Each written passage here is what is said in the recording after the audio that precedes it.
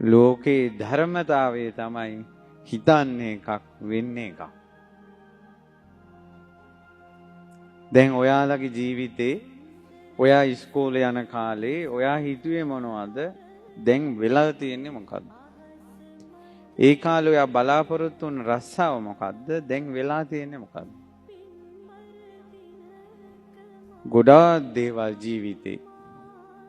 තව ඔය දුරට උදාහරණ අරගෙන තව ළඟට උදාහරණ අරගෙන ගත්තොත් එහෙම ගොඩාක්ම ළඟට උදාහරණයක් ගත්තොත් අපි ඇසින් රූපයක් බලලා ඒ රූපය ගැන අපි මඤ්ඤණා කරන්නේ. ඒ කියන්නේ රූපය ගැන හිතන්නේ එකක්, ඇත්තට සිද්ධ වෙන්නේ වෙන එකක්.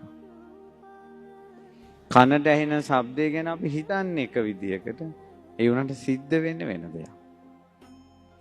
නාසයට දැනෙන ගඳ සුවඳ ගැන අපි හිතන්නේ එක විදියකට, වෙන්නේ වෙන දෙයක්.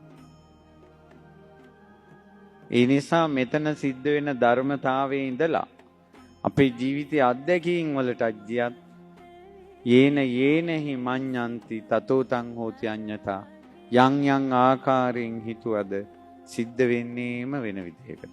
ඔන්න ඔය ලෝක දහම් පරියාය මම ගන්නවා මරණය කියන කාරණාවට. එතකොට ඔයාලා කාගෙත් ඇති මරණය ගැන යම් විදියට ප්ලෑන්. සමහර අය කියනවා මන්නම් මහගෙදරමයි මැරෙන්නේ. සමහර අය කියනවා මට නම් බට ගහන්න එහෙම එපා වුණේ ස්පිරිතාලවල ගිහිල්ලා. ඊට පස්සේ තව සමහර අය කියනවා මට ලෙඩ වෙනකොට මගේ අවසාන කාලේ මාව ස්පිරිතාලෙම ගිහිල්ලා දාන්න එපා. තව අය කියනවා අනේ 50 දිනකට ළමයි ගැන නිතර වයසක අයට තියෙන අදහස තමයි අම්මලාට වතුර පොදක්වත් අවසානයේට දෙන්න ඉන්නේ මුන්නේ කියලා. වතුර පොදක් ප්‍රාර්ථනාව තමයි මැරෙන්න කලින් ළමයින්ගෙන් වතුර බොන එක. ලෝක දහම් පරයය තමයි ඔයා හිතන්නේ විදිහට නෙවෙයි ඔයා මැරෙන්නේ. ඒ නිසා ওই වගේ වතුර බොන්න ආසාවක් තියෙනවා නම් දැන් ওই ටැප් එකකට කට තියලා ඒ වතුර බොන ආසාව ඉවර කරගන්න. තවත් උදාහරණ කුමටද? කොරෝනා කාලය ආවට පස්සේ ඥාතියෙකුටවත් ළඟට යන්න බෑ. එහෙම මිනිස්සු මැරුණේ. සමහර අය හරියට පාංශකූලයේදී හරියට පාංශකූලේ මට ලැබෙයිද නැද්ද? පුදුම කම්පැනිකින් මිනිස්සු ඉන්නවා. මිනිස්සු ඉන්නවා.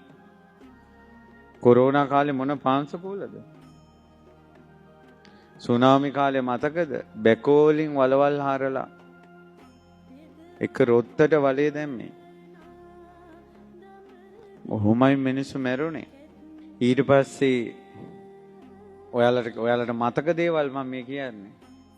පාස්කු පහර බෝම්බ පහරවලදී මිනිස්සු කුඩු වෙලා මස් කෑලි සවලෙන් එකතු කළේ. ওই සවලෙන් මස් කෑලි එකතු කරනකොට එක මිනිස්සෙක්වත් ජීවිතේ හිතලා තියෙනවද මගේ මරණයේදී මගේ මස් කෑලි සවලෙන් එකතු කරන්න වෙයි කියලා?